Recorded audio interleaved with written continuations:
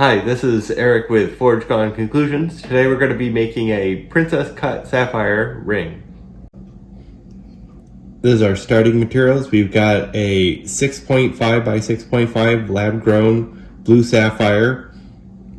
We have our princess shaped head, our starting ring. We're going to be removing the marquee setting and do some editing to it. And we've got some stock here. We're going to be adding 2 rings to the outside of the original ring. All right, let's get started.